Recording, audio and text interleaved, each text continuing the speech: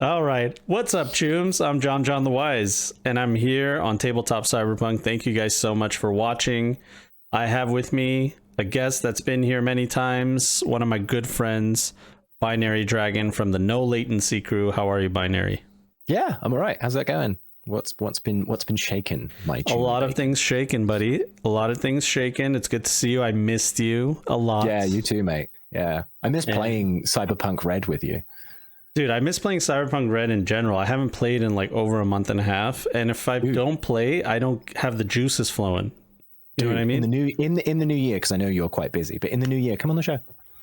Dude, we'll do a side quest. It'll be wicked. I'd be more than happy to do that. As we spoke roll a new tune, bring a new tune in. Let's go. I like Terminus. Terminus was fun. Jesus Terminus, Christ. You can bring Terminus back if you want to, but bring in a new tune, brother. It's been a while. Hey, dude, I'm down. I'm actually working right now. Spoiler alert for everybody. I'm working on a one-shot. Actually, it's not a spoiler. I told people. A Trauma Team one-shot. Oh, sick. I'm thinking maybe you can help me brainstorm. This is what this podcast episode will be about. You helping me. And then we're going to talk about some gridded and gridless maps. Yeah, because I've had an experience, everybody. It's been wild. Yeah, we were just chatting about it. I'm like, stop talking, dude. Let's turn on the podcast. Let's just get it going. And we're going to handle it here. But anyway, let me tell you my thing first. Yeah, of course. It's my show. It's my show. So my more important. But so the one shot, it's a Trauma Team one shot. Did you play Alien Isolation? Have you ever played the cinematic thing? I played some of Alien Isolation. I am a scaredy cat. Oh, sorry, it's not Alien Isolation. Sorry, dude. Yeah, that game is terrifying, where you're going through events and the alien can get you and pull you through and then eat. Oh no, thank you. No. I'm not down with Five Nights at Alien. No. If I could play as the alien, oh mate, let's go. And that's the GM in me and being like, I want to be the monster, I suppose. Why haven't they done that yet? Where you could be the alien and then all the other players. There's loads of games like that. But you're the actual xenomorph? Yeah, what was it? Evolve, I think it was called. It was Alien really Evolve? Fun. No, just called Evolve. It wasn't Alien. Oh, but it was an alien. That's what I'm saying. We gotta get. But you were an exomorph. It was cool. Like you could. It was, I think, a team of 4 players against 1, and you played the Beast, and the Beast could like grab upgrades from the area, and you'd evolve, and each stage that you made it through, you'd get more powerful, and it'd be harder to kill you. It was really fun. It had a terrible release. Like nobody really played it. I really enjoyed it. I thought it was really fun as a concept, but it didn't really take, which is kind of a shame. Yeah, I noticed that didn't take either. But anyway, we're going on crazy tangents. Bringing it back, the Alien RPG, the tabletop RPG. My buddy ran it for me. It was a cinematic mode, and I'm like, dude, this is how you play one shots. This is the way you do it. Because what's the problem with one shots? The one shot problem is there's no stakes. I know that if I do the heroic thing with my character, like it's not a character that I've had for 4 or 5 months or a year or 2 years. Okay. It's when we're gone today, whatever happened to the character is just a fun little story. But that Alien tabletop RPG adds a different element to it. So have you played it? Have you played the tabletop RPG? No. Okay. So the idea is it's cinematic. So it's meant to like tell a story, and that just means the alien xenomorph can just one-shot you. So it's like terrifying. It one-shots. It could easily one-shot you. That's what happened to my first character. It died, and then I had to play a different character that was on the ship. Yikes. But the real key cool thing about this thing is they give you these pre-generated characters, and then they tell you what their agenda is, and that's secret. So it's like my character was the leader. It says the leader makes sure everybody does a good job, does everything by the book, and gets paid. So I have a motivation of like, okay, I know how to play my character. It later evolves to something completely different as things go wrong. And it's like now in Act 3, my agenda is different. And we all knew that the other person had a secret agenda. One guy ended up being synthetic. And we didn't know the whole time. We didn't know he. Like, oh, that's good. Another guy was infected with whatever something was going on, and it snapped out of nowhere, and they attacked me, and I had to like PvP with one of the other players. So it totally got my juices flowing, inspiring me. Like, this would be awesome for Cyberpunk. So before I go on, tell me what you think about that, dude.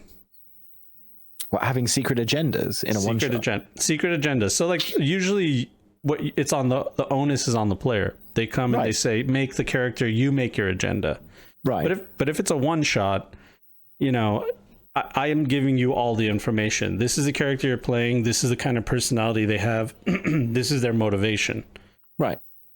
Go ahead and play. And then like we're all kind of doing a little storytelling acting exercise rather than what a long form. You can't do short form campaign in one day. You know what I mean? Yeah. You know what I mean? A 1 day thing has to feel like a board game. It's perfect. You play it in 1 day. It wraps up nicely. You know what you're doing. So I don't know. I thought of designing a one shot in that idea, where each PC has an agenda. Well, as long as everyone knows that everyone has an agenda, I think that's the most important part. I don't think as a player I'd want to be hoodwinked with that. No, it's the expectation is known. You could even share your agenda. You could even share. Suppose, yeah. You know, you keep it secret. You don't have to. And then they also list people that are like your rivals and people that are your allies. Right. One, like, you know, I'm best friends with the pilot, but the guy that works for Wayland Yutani, or Wayland Yutani. No, I think you had it right the first time, right? Yeah. Me and him clash because I'm the captain of the ship and he's kind of in charge, but I don't like what he has. So it's a fun little dynamic. I know how I can role play with that other player, and it just gives you something to go work with. You know what I mean? Yeah. So anyway, I'm thinking of doing a one shot trauma team. It's the same idea. You're all one trauma team together. Right. You're an elite special forces group. You go on a mission, but individually you all have different backgrounds, and I'm basing all of their information from the Danger Gal dossier. Nice. That Drut wrote. Linda, she wrote all the backgrounds for all the trauma team characters. So I'm like, okay, I'll just extrapolate on that, and she's actually helping me. She's giving me advice and stuff like that. So we're working together on that. That's fun. Yeah, so that's my next thing before I get this martial arts thing. Yeah, because you've got that martial arts thing coming out. Giving each of the players an agenda your concept is that regardless of whether it's in this one shot or not, giving that to the players for a one shot makes it a little bit more interesting. Yeah, and I suppose there are some GMs who might be doing this anyway by like having private conversations about backgrounds of your characters, but I actually think you might be onto something if you kind of add it as part of your GM prep, your little moments of session zero that you have with everyone when you're about to do a one shot. You say, and does your character have a hidden agenda, or do you want one? I'm asking that of everybody. Then I think there's the wrinkle I think you need is you can say to each player, I'm going to ask this question of everybody. If you do you want an agenda? Do you have one? And do you want one? And then maybe some people said no. Yeah, and I'm totally down with that. Wild card, hell yeah. But that creates true mystery. Yeah. Whereas everyone understands, yes, everyone might have an agenda. That is the Schrodinger's cat that you can hold on to your sort of quiet, silent inner thing, I suppose. That can really add a wrinkle to, I think, any campaign, regardless of length. That's great, dude. Yeah. Okay. Well, now I'm pulling it up. So we're pulling it up. We're pulling it up. The document. So I could just give you an example. Oh, does it have like a table where you can like roll for stuff? I just have like ideas on a Google document right now. So right. And of course the one shot is called First Do Harm. Because first do no harm, you know, got it. You know, just trying to be funny. there's a cool logo in there when you think about it. Yeah. First do harm. I was thinking the cover like anime style, like one guy in the front, two guys in the back, and then the other two behind, like a V from the front of the camera. Yeah. And just I want them to feel like special forces, like I have a note here. Every member is a highly capable elite warrior that takes pride in doing their job. As a baseline, each member is highly motivated to complete the mission and do whatever it takes to not let their teammates down. In a firefight, each member is composed and puts any differences aside for the sake of the task at hand. So I want to set that expectation with the players first. It's like, no matter what differences you guys have, you work for Trauma Team. You're here for a reason. You were selected from a large group of people and brought down to U5. You know what I mean? And that this is like your family now. But there is going to be times, I mean, it's a dark future, you know, where you have to like make a little judgment call. Right. A personal judgment call. So I'll give you one here. This one's a fun one. Okay, Penitent. All right, he's a gunner. He's just like a point man gunner. Okay. Ex-merc that is a poor planner. His antics put his team in danger, and it's best not to leave him with any important decisions. Oof. He's an extrovert, enthusiastic, eager to impress, and wants to be in the action. All right, but because of that, so that's just like kind of his background. That's not his agenda. That's just like who he is. I tell that to a player, you kind of have an idea. Do you want to be this guy? You know? And then here's his motivations. He's headstrong and selfishly clashes with leadership to perform heroic feats. Means well, but executes poorly. First one to crack a joke. An absolute killer and beloved by the regular grunts for his martial acumen. Reckless, but apologetic. Believes that legends never die and lives by that creed. So if you want to play like a gung-ho wisecracking guy, this is your guy. You know what I mean? And I give the player an idea of like, this is what drives him. Do you want to play this character or do you want to play some of these other characters? Because the other characters are different. So yeah, that's cool. Anyway, that's an idea. And there's there's some cool ones here. There's like there's a medic, there's a media. And like what's the task, I suppose? Why are these people together in this? So did I read this out loud? No, just like the general, like, are you going off clock? Are you? My cat is meowing. Sorry. No, you're fine. Cats meow. That's what they do. So the idea is damn it.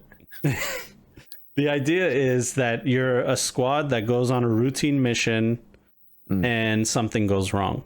Nice. Okay. Cool. Nice. Elevator pitch. That's what it is. One-liner. And that's cool. And that's all I needed. Yeah. Every character is going to be put in a place where they have to make decisions, and this is not like a typical mission. You know what I mean? Yeah. This is like a once in a lifetime kind of situation that's happened. And so they have to think on their feet outside of parameters of right. what is normal, and it tests their relationships. And I would love to see how the players individually run that. You know what I mean? Yeah, defo. Yeah. That'd be cool. Right? So yeah, you're welcome to help me if you want. Oh yeah. Once I'm done finishing this job I got right now. Oh yeah, you're a busy man. Of course, I am so a very busy man. You're just so talented, dude. Talking of things that I've been doing. Yeah, tell me about this stuff. So if you hi audience, hello. If you don't know, I run the No Latency Cyberpunk Red actual play podcast. We're currently in season 2 with a really great cast. They're fantastic, and it's a highlight of my various days I get every month that I get to play this brilliant game with them. Honestly, it's a genuine joy. It brings me a lot of happiness. And we release episodes every Wednesday, and we've been doing so for about 2 and a bit years. We're getting close to 3. Wow, really? That's amazing. Yeah, right? Yeah, it's been really exciting. We broke 100,000 listens a few months ago. Amazing. And it's been really cool. And so if you want to come and check us out, go and check out No Latency. But for that time, I have been creating these locations to make them interesting.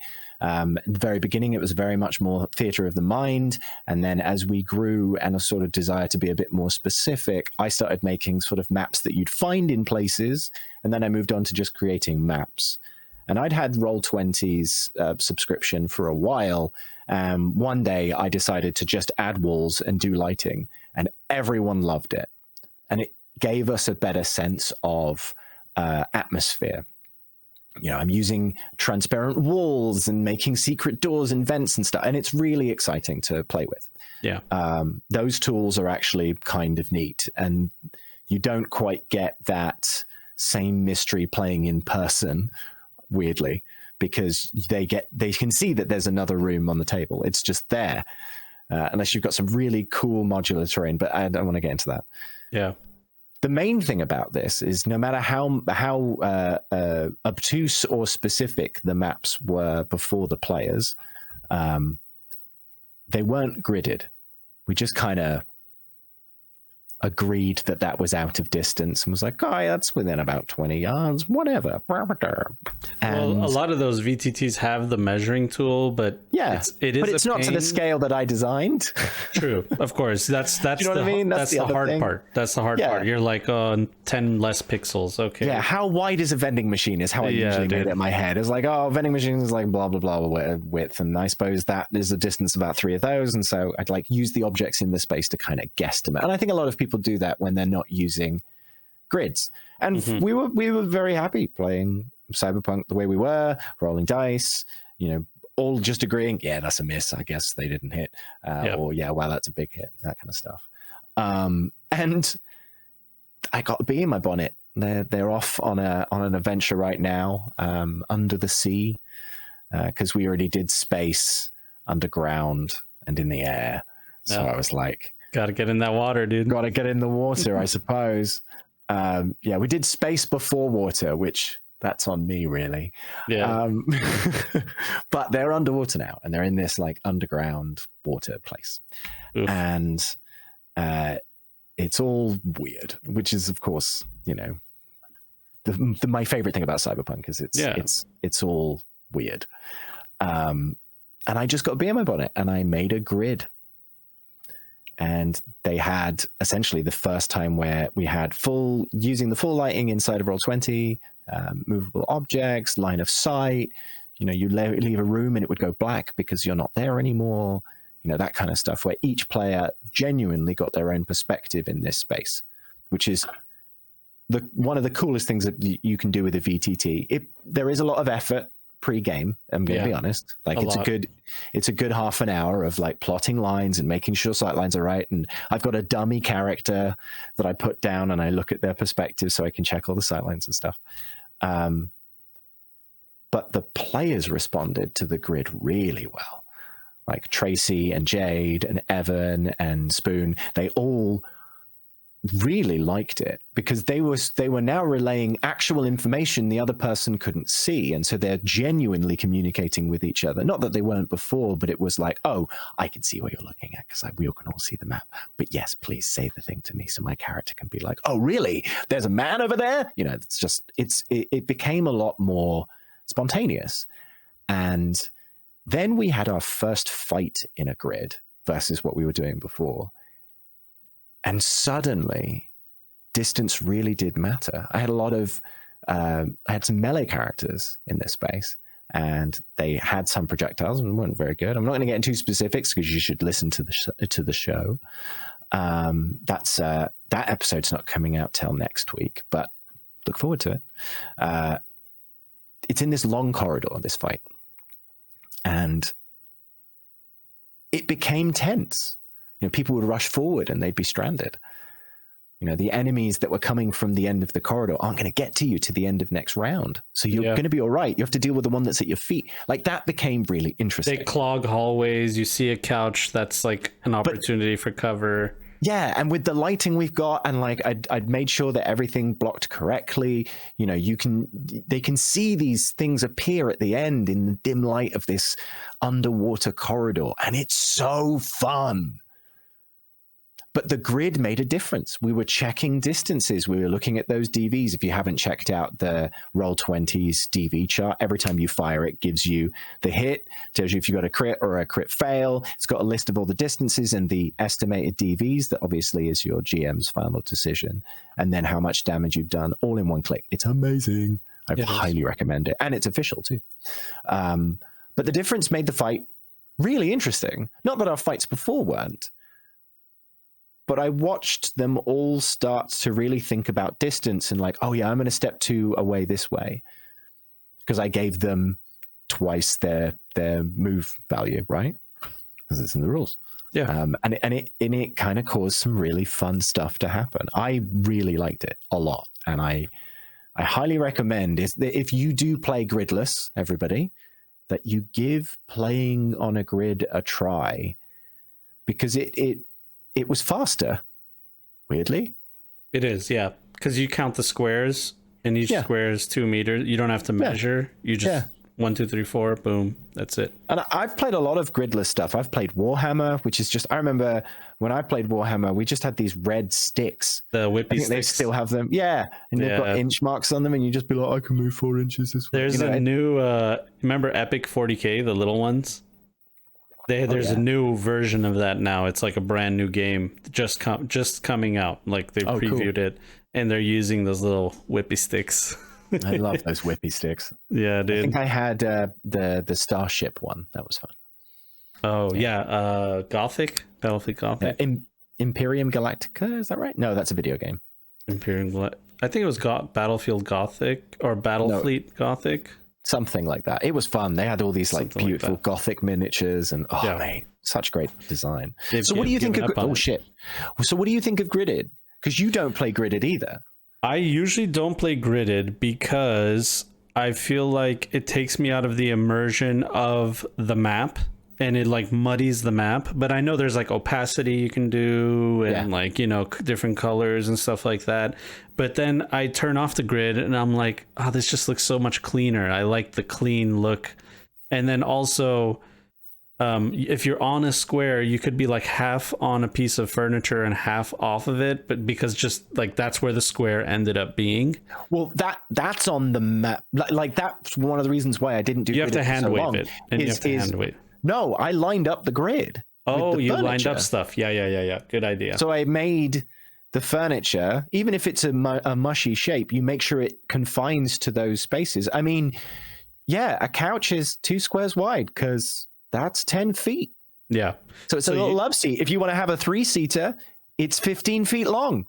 Do you have snap to grid when you're moving tokens, or you're just freely moving tokens? We have snap to grid. We use with the walls stop them. There are windows that they can look through. There are secret doors you can use in Roll20, which is really neat. Yeah. I know Foundry's one is really cool because you can have Foundry's is better. You can have floor on floors. You can have like a floor. You can go upstairs and stuff and have Foundry is just cool. It's just a better program, but the problem with Foundry is there's the price value thing. You got to get into it, $50 to be the game master. Everybody else can just sign in.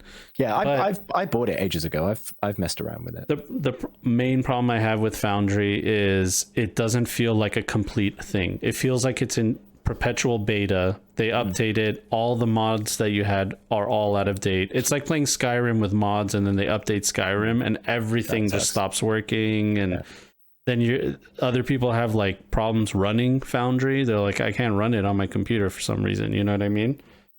I would not have that problem. No, Roll20 is bulletproof, dude. It just works on everybody's computer. I honestly, lately, I've been having trouble with Roll20 in Chrome, and I've just switched to using Edge when we record because it just is kind of just a resource hog. I use Chrome a lot because some other stuff. Ooh, look at you. But I've been using Edge. I tried Opera for a little bit. That's been interesting. Try new browsers, broadening my internet browsing horizons. Listen, kids, try new browsers. try a new browser today. But not Edge, you boomer. Come on. No, I'm just kidding. Edge is robust as anything, man. It's a great backup. It's like a Nintendo Switch. All right, you Microsoft shill. No, honestly, I'm sure it gets a bad rap for no reason, just because of Internet Explorer. It's paying for the sins of its father. Needs must. It works. I'm not going to complain. Yeah, they all work. But yeah, as far as nuts, gridded, dude. If it lines up like that, you're right. Then if I don't have to worry about like, am I half on a couch or not, I'm totally in. And I've even seen some maps where they integrated a grid within the map. So like the tiles on the floor look like a grid. You're in a cabin, it's like wood grain squares, but it looks like it's part of it. I like that too. But, you know, tacking on a grid onto like a random map you found online, it has varying results. Yes, you know I will say I did build the map around the grid. Like, even if you pull the grid away, everything lines up to a grid. It doesn't feel out of place because, frankly, Cyberpunk's pretty angular. Yeah. So, I mean, I imagine I think at some point I'm gonna get the itch and try and experiment with a hexagonal grid as well, because it just might be fun. I was gonna say that hex grid is a thing that I haven't done before, and I've heard about it, and I've heard some games require it, like Twilight 2000. It's totally a hex grid game. I've never even played it. But I was going to tell you, have you ever used like these dungeon making softwares? Like I know. Ones? I mean, I've messed with them, but I've never actually used or taken any of them into account because it's not specific enough for me. And I'm a GM who likes to add a lot of themselves and a lot to the world themselves to sort of, if we're here to create a narrative, let's really add to it. And that includes the locations and the themes, and like I've made all of the maps for ages, not because I couldn't find great maps. There are loads of really great maps, but because I wanted our story to truly sing. Well, you do a great job, dude. You make nice maps. Thank you. You're really great at design and all that. So if I had your talent, I would do the same. And it doesn't have to be good. It's just like, you know, I try and make a building that's not always square. You know, think about a location. Every location, if there are humans there, should have somewhere for someone to take a poo. And that creates narrative. That sounds dumb, and I've mentioned it before with you. But if you go to a place and there isn't a bathroom, thank you. Yes. If there isn't a bathroom there has to be a reason there is. Otherwise, it doesn't feel real. People need to poop, man. Why do you think the porta potty was invented? You've got to add it to, that sounds dumb, but you've got to add the mundane to your world to make it feel realistic. Dude, speaking, little tangent, one of my players left a bomb in the bathroom. I rolled for like one of the like captain enemy NPCs in the club to see if they noticed something fishy, and they rolled like a 10. So they're like, okay, up from the corner of their eye, they saw you go in the bathroom and they know you're up to something. So he hid the bomb. He did his roll. She came in, did a perception check or conceal reveal, couldn't find the bomb. So she's like, all right, I'm gonna get out. I'm like, dude, you got it. That's it. Boom, the whole place went up in flames. Amazing. I love that for them. So yeah, you have to have a bathroom for those opportunities. But the reason the mundane's important. And if you build your locations not just based on there's going to be a place in this place and they're going to fight here and blah, but also like, why is that room there in the first place? Yeah. And if it's not there for a reason, it shouldn't be there. Find a new place to put that fight, because you're shoehorning in like a box room to have a fight in when you should be having it in a kitchen. Like, you should be having that box fight in an industrial kitchen. Yep. So people can use the stove, or it should be a pot or a pan. Like, you give people the opportunity to get outside of the box and don't make it a video game. And it's not a war game. It's a role-playing game. So let people have the role of being a badass in a fight, including you, the GM. The enemy should do cool shit too. They must. If the players can do stuff, the NPCs should. That's why I love Cyberpunk. Like, a lot of times it's like, hey, is this balance? And it's like, well, the bad guys can do it too. So I call that a pretty good balance to me. You know what I mean? And now we've got so much. We've got so much to play with in like Roll20 and in just the books as well. There's all those really great NPCs in Danger Girl, shameless plug. There's all of those. It's good, great stuff. It's some really great stuff in there. Not just the stuff I wrote, but some really great characters for you to add to your worlds. During the Halloween one-shot on No Latency, we did I had an enemy where it had a random chance to become any NPC from the Danger Girl dossier, because they were stuck in a in a brain dance. Sorry, minus spoilers. That's cool. So we had this creature that had just a chance, and it turned into one of the bozos I made, and I was like, "Oh, sick, that's really cool." There you go. So that was fun. That's cool. No, the books that Artel are releasing for Cyberpunk are growing. They've already announced the next one, and you can really find some cool stuff in there to spark your inspiration for adding things to the world. But do add your own twist to it. That's the whole point. Yeah, you have to. In my opinion, you have to. I mean, look, you could play rules as written, but I've always played Cyberpunk that way, where like you look at something, it inspires you, use it in your own way. Yeah. I was saying, play to a strict grid, says but play on a grid. Play on a grid. I am a juxtaposition of opinions. No, actually, what you're saying is, hey, you might not have considered playing on a VTT, but there is a something even in special. person. I might still do it at this point, if I'm honest. I might set up. There's something special about it, dude. There's something special about you being at your own computer at your house and you seeing what only you can see. The players can't see it. They have the dynamic fog, dynamic lighting and everything. You could even do like little effects where the lights are flickering and stuff like that. Really, especially on Foundry. I hear Foundry's lighting engine is way better than Roll20's. Roll20's has to work in a browser, so it has some limitations. But I'm not sponsored by Roll20 in any shape or form. I emailed and they said no. I still like the product. You don't need them, man. You don't need them, and they'll. No, I do. They're great. They'll be sorry. No, it is actually. It's a long awaited. I've been waiting for them to update that. Yeah. Have you seen the new update with all those new sidebars and? Yeah, it's so good, dude. It's great. Putting different maps. There's folders. Oh, I love it so much. I'm off Foundry. I'm back on Roll20. I switched my campaign because it was annoying that my friends like couldn't play. Like I made this amazing nightclub map where there's like all these side rooms. You go in this room, it's playing the music but muted because you're in the bathroom. I love that feature. I have to do that in post. I did all kinds of stuff, dude. Like, and he was like, dude, my computer sounds like it's gonna fly out the window. Sorry, it's like using all of my CPU. I don't know what's going on. I'm like, damn it, dude. So, but anyway, the reason I brought up, dude, that damage. No, but for real, did he try? Because that might have worked. I don't even know. That's what we do. When Roll20 has a bit of a moment, we just use a different browser. He just had he was playing on an old PC. He's not much of a potato. A potato. Yeah. I was going to tell you the reason I brought up the Dungeon Maker software is because I don't know which one, but you can make the map on the software, and then whatever file it gives you, like the proprietary file, you can upload that to either Roll20 or Foundry, and it does all the dynamic lighting, everything, boom, boom, boom, for you. Oh, that sounds great. It does. I think I still am going to make my own maps. I know, and I'm sure it doesn't work like 1-to-1 100% of the time, but I did get it to work a couple times. But like you said, it was too restrictive.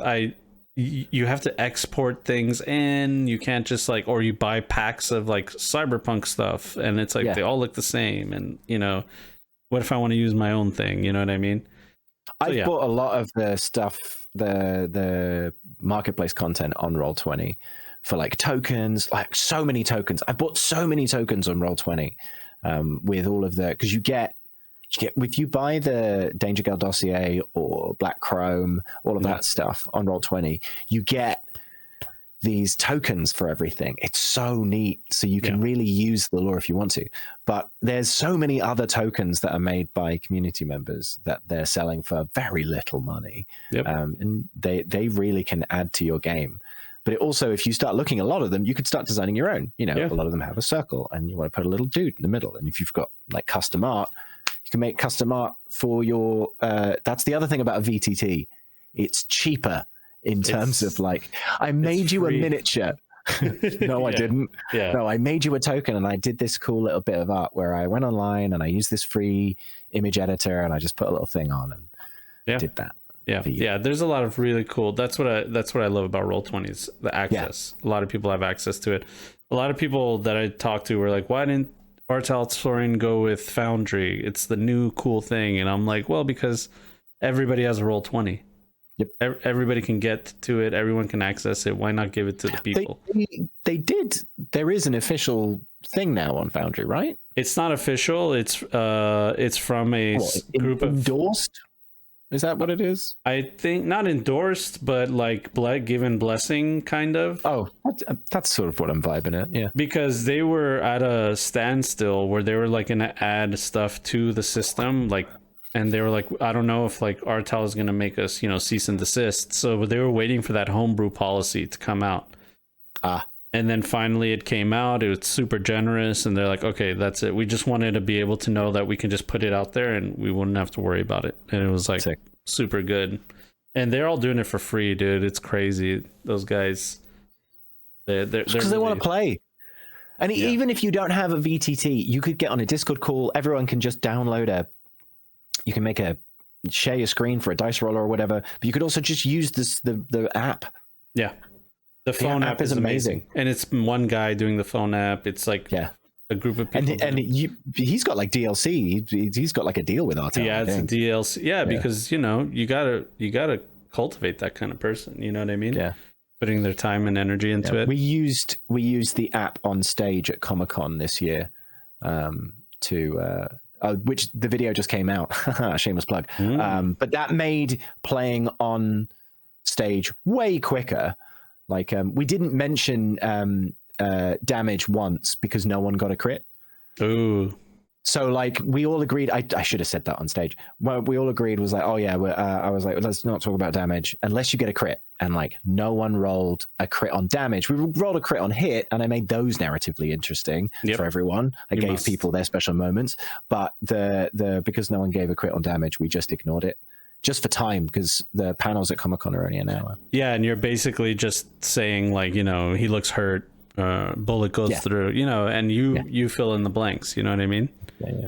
But the app itself is great. You could play on a bus with your mates. Yeah. If you've got an iPad mini or whatever, like a miniature tablet, one of those Amazon ones for like $20, you could open up the PDF on there. You don't have to carry the book around. Like you can literally play Cyberpunk anywhere. Yeah. Play in the woods, which is weird because you're in the forest. So you should probably play Dungeons and Dragons or an abandoned warehouse. You got to play an abandoned warehouse and then fight off some bums. Yeah, we've heard of D&D and castles. Now we need to play Cyberpunk in an industrial. Oh no, a combat zone. Wait, this is too real. Wait, no. We're in this abandoned industrial building that's falling apart. Yeah. There's a raccoon over there. I roll for damage. I will say I do prefer in person now that I've got to do everything. I've tried everything, but that is the one thing that you miss out on in person is the dynamic lighting of like immersing yourself. You know what it is? You kind of make a video game. Yeah. And it's better than a video game because the character, what's every video game designer's goal? For you to get invested into the characters that they make. Well, your players are already invested. This is their character and it's there. They could see it. They could go through that door, open the door. There's a guy with a shotgun. Oh my God, you messed up. Your character's dead. You know what I mean? Like that's it, dude. That's what's so cool about it. At some point, I want to do weird stuff with weird stuff. I want to do. Hey, tell me more. At some point, I want to try and play Cyberpunk Red like in Minecraft. At some point, if I like Minecraft a lot. I'm a big Minecraft nerd, and I think that would be really dumb and fun. Is to like. Using voice mod, because you can use voice mod on, and everybody'd sit around like a Minecraft table, and I'd find a thing that rolls dice. And dude, I was hoping and praying, like long shot hope and prayer, that it would never. I knew it was not going to happen, and it didn't happen. That Cyberpunk 2077 would have like a multiplayer free mode. No, that's not going to happen. You're insane. It's not going to happen. But why imagine would you? How cool it could be if you could be like the game master. You handle the NPCs, and the players make characters. Yeah, and you roleplay. Cyberpunk Online, like GTA Online, but the roleplay servers. But the roleplay, and you're actually with more mechanics. With more mechanics, you roll dice, you do all those things. Yeah, sick. That'd be cool. Wouldn't it? Oh, mate. I know, man. I know. That game's so good. It is. And with the update, it's genuinely good now for everyone. I never had a problem back in the day. I don't know why. I never did too. I loved it since day one. I knew, I had T-posing characters and stuff like that. But, I grew up in the 90s. That's nothing. It's okay. I had an underpowered PC for years. There's nothing. They made me invested in Jackie, and then they killed him, and I felt it, and it hurts. I mean, come on, by now. But you're right. But that hurt, dude. It hurt. And I'm like, all right, if I'm feeling things this early on in the game, then they did something right. Have you played the new DLC? Okay, so the issue is every time I get to Dogtown, my computer sounds like it's going to fly out the window, dude. All the fans go hard, and they even put it online. They're like, we're hogging your CPU for this. So I'm just going to wait till I get my upgrade, which hopefully by then this year or next year, early next year, I'll get an upgrade, and I'll go to Dogtown with the ray tracing and fly in there. Oh, you've got everything on. Yeah, no, I did the same thing. I got to turn everything on, or else it's like, I don't want to play Potato Punk, dude. It's I tell you what's wild is playing Cyberpunk 2077 on a Steam Deck. The new OLED Steam Deck was announced recently. I have one when it went on sale ages ago. I got it for like $300 and something. Yeah. Which is like, look out for sales if you're thrifty. But that thing's wicked. That is wildly fun. It's like a Switch, but play like high end, basically. It can run Cyberpunk. But what's the wrinkle that I like is it can run Cyberpunk over my home network from my PC, so I can still see all the ray tracing fantasticalness, but play in the comfort of the sofa in a cozy place, which is great. So it's like a projection using your PC projecting. Yeah, you can like beam your whatever's on your PC over your home network onto a TV, and there are boxes you can get that'll do it too. Where I have one on my TV. It's called a Steam Link. Yeah, they discontinued that thing, man. You can still find them though. I bought mine for $1.50, I think. Yeah, I bought them like full price and everything, but they discontinued them. No more support. But Cyberpunk, that is, it's so well made. I loved that DLC so much. I'm so sad you haven't played it because I want to talk to you about this story that is so well told. Yeah, I know. And I got and also, into Dogtown FYI for the audience, there is a choice you can make in the DLC that just ends the game. What? Really? I didn't know that. Just the whole story, everything ends. The game just goes cool, and then there's like a 2-year thing. Sorry, spoilers. It's been out for a while. I'm being vague though, I think. And then there's like a 2-year gap, and you come back to the city, and there are like people who are pissed off. Oh wow, that's so cool.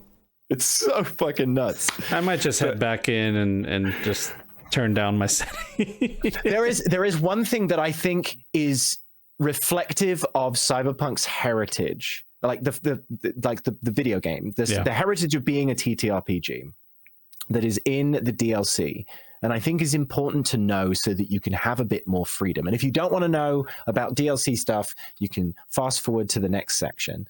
I say to the audience, to the audience.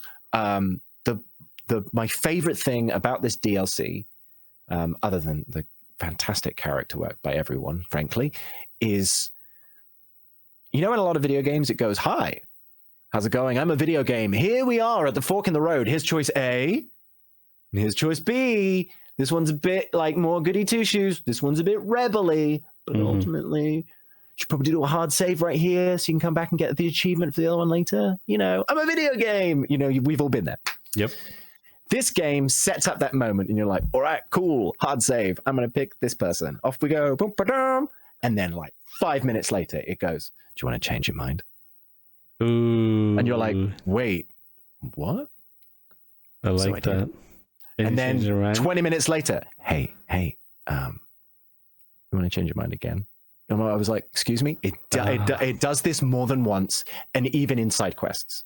Ooh. And I noticed it across the writing that feels way more like a TTRPG. Yeah. Everything's in flux. If you can talk your way out of it, it's going to happen. it's really, really well made. Yeah. Because we're used to the branches blocking off other choices. And this game goes, no, this is Cyberpunk. You can turn on anyone at any time. Fuck that guy. Sorry to swear.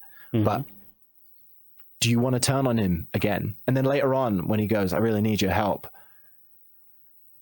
Or maybe you find that person in a compromising position, and or you already killed them. Choose to help them. Yeah. So that's everything it's so well built on causality, and I'm so impressed. It's the best part of TTRPGs is the fact that it's like, look, I'm just presenting the problem. You figuring out how to solve it, it's all on you. That's not on me as the game master at all. I just have to be here to react to whatever you say. And that kind of freedom where everybody's just like, it's like, all right, guys, you gotta, it's like a 30-minute conversation sometimes where they're just squabbling with each other. Hey man, I love heavy narrative RPGs where the choices are more about the builds that you make and the how you got to the end of the story, and you're just trying to find the next cutscene. Yeah. That's great. But they tell you what they are when you start. It's like, hey, I'm a Final Fantasy game. There might be some choice, but there's just this story that you're going to experience, and you know, go and do it. And I'd probably say that the Cyberpunk base game is like that. It has a story that has a few endings, but you don't really get to change your mind once you make them, and they're right at the end. Yeah.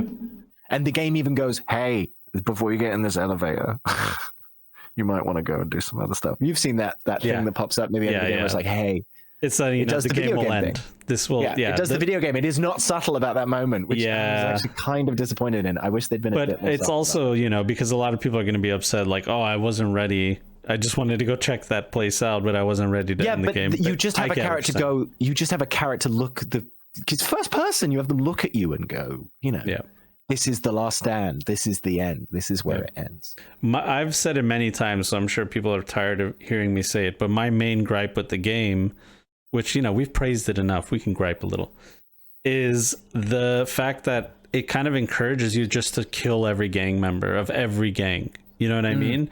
Yeah. You don't have to, because I've actually been playing with, like, okay, Tiger Claws, they're my enemies. Maelstrom, maybe. I'm kind of on bad terms with them. But everybody else, like, I don't have any beef. You know, I might kill some guys in a gang for a mission, but I'd rather not kill them. You know what I mean? And the game doesn't give you enough tools to be like using that kind of, you know, tribalism with different alliances with gangs like that. They just expect you to kill everybody that has that little marker above their head. You know what I mean? That is super valid. I think that's the thing that I don't do that's in the book. Like, the streets are dangerous, but as a person who's like, when I was a kid, there were times where I lived in places that weren't like 100% safe. And I have the benefit of being like a dude, 6'2", you know, and like white. So I've got a lot of benefits. I'm going to be very genuine about that. But I also just didn't mess with other people, kept myself to myself. Yeah. You know, kept one earphone out so I could hear stuff going on, but left everyone else to their own devices. Yeah. And that's if you do that in a city like Night City, you'll be fine for the most part. Yeah. I remember growing up on a street where it was a gang neighborhood, but the gang looked out for the kids that lived on the street. So, like, if a creepy guy came on the street, they were the first ones to come out and, like, tell him, like, you don't belong here, get out of here, and protect us. Well, at the same time, street honor, I suppose. Yeah, or just, you know, like, they're obviously criminals. They're stealing cars and stuff like that. But when it comes to the kids that live on their street, that's where their brothers live, their little brothers, their little sisters, their little cousins. So they just generally would, even though I had no relation with any of them, just the fact that I was a kid that played on that street, they would take care of us. Right. So, you know, stuff like that happens. And that's like the dynamic that should play in Cyberpunk too. You know, there's people that you're allied with, people that you have problems with. Some of them it's on site. Some of them you have to give them a reason. You know what I mean? So it's like that. Yeah. So I think the game doesn't do a really good job of giving you tools for that. And it shows that it's a game, which is cool, man. You know what I mean? A game is a game at the end of the day. That's why the tabletop RPG is so special. So you can go and do that. You know what I mean? With the tabletop RPG. Yeah. Yeah. Yeah. No, I think that the DLC it makes me excited about the next Cyberpunk game that they're making in, I think it's Unreal Engine 5. Oof. Because if they're able to make, no, that's a good thing. Oof. No, I'm saying oof as in I've seen some things with Unreal Engine 5, dude. I've seen some beautiful 5.3. Oh, right. It's positive oofs. Yes. Yeah, good. it's a positive oof. Like, I can't believe where gaming is going, dude. Yeah. It's a good oof. It's sick in a good way. Yeah, exactly. It's bad in a good way. It's the dog's bollocks. Yeah. That's British saying for something that is good. Yeah. Shout out to the UK audience. Yeah, absolutely. Yeah, but if they don't have to deal with their own engine that they've had for a while. They're moving on from that and just going to Unreal Engine 5, which we know runs pretty well on most hardware. So that's exciting. But also that might speed up the development of that thing so that they can concentrate on just telling a really good story and like adding some interesting mechanics, hopefully. But if they're going to write it the same way they wrote this DLC, if they manage to pull that off, it might be one of the like best immersive sims like out there for a while. Yeah. And that's really exciting. Well, they're doing art with the DLC. That's artistic. They did art. You know what I mean? It's not like video games are art, but sometimes they're a business more than they are an art. Yes. And I'm not saying 2077 was a business over art. It was very artistic, but there were business elements within it that, you know, which power to them. They should make their money. The deadline was one of the biggest problems with that. Yeah. But they're with the DLC, they were like, let's make art. And that's what happened. Yeah. And I like it. No, they knocked it out of the park, mate. It's so good. Yeah. Yeah. All right, buddy. We're about there. I'm sure people would love to hear us go on and on and on because we just have that. We have that chemistry, baby. I'm NA. You're CL. Together we're salt, and we're the salt. Isn't it NaCl? I don't know. I think it is nitrogen chloride or. Oh my god. Oh my god, you made a chemistry joke about our chemistry. There you go. Hey, look, man. This is what people tune in for, all right? Absolutely. No, I agree. Yeah, that's it. Anyway, plug stuff, tell people what's going on, and then don't be a stranger and come back. Oh yeah, absolutely. I bug you all the time. I've got this idea. Should we talk about this? Yes, and I say yes. Damn it, real life is stopping me, but I say yes. and today I was like, gridded versus non-gridded. Anyway, yeah, you can find me at Binary Dragon, at Binary Dragon on the website formerly known as Twitter. You can also check out everything about the Cyberpunk Red podcast, No Latency, at nolatencypodcast.com. Please check out our YouTube channel. We've just released our Comic-Con panel, which you can go and check out right now, as well as last year's Comic-Con panel, a few other videos, live stream we did, a battle royale, some really fun stuff, clips and etc. And listen to the show. It's great. And I like making it. And I make it because of all the cool tunes in the world of Cyberpunk Red. And it's how I met this lovely human, JonJonTheWise. If you haven't subscribed to this video and you've got to this point, what are you doing? Yeah, you might. Hopefully, you're not like asleep. You can cut that out if you like. But no, what are you doing? Check out more of the videos below. Subscribe, like, leave a comment about how long this outro is, and a thumbs up emoji to tell us that you got to this point. I stopped recording a long time ago. I just didn't want to tell you. No. Yes, make sure you guys do all those things because No Latency is an amazing show. It's the production quality is amazing, great for your commutes. You want to get locked into a cyberpunk world, it's the way to go. And I'm excited to see all of your success and all of the great things you guys are doing. I can't wait to see more. And we got to hang out soon, dude. You're not that far from me. My buddy's opening up a new shop, loadeddicegames.shop. Promo code JonJon, loadeddicegames.shop, promo code JonJon. Get some Cyberpunk Red miniatures from Monster Fight Club directly from the site. You get 10% off with my promo code. It's pretty good. Man, it's pretty good. They're already doing like a 5% sale, so it's basically 15% off. You can get you the get base the game. discount on a discount. That's a deal. That's such a deal. I hope I'm correct on that, and it doesn't take over. And if you don't, 10% is still really good. It is. Yes. Yay! Yes. We don't understand contracts. I don't know how things go. I just put promo code. I found great things here. They were nice. Use promo code to tell them that I told you that they were nice. That's the vibe, man. You can they sound like really cool people. Service. Yeah, and complain about JonJon's ad read right now. Yeah, say JonJon told me one thing and you're telling me another, and which one's correct, and they'll get you sorted out. Yeah.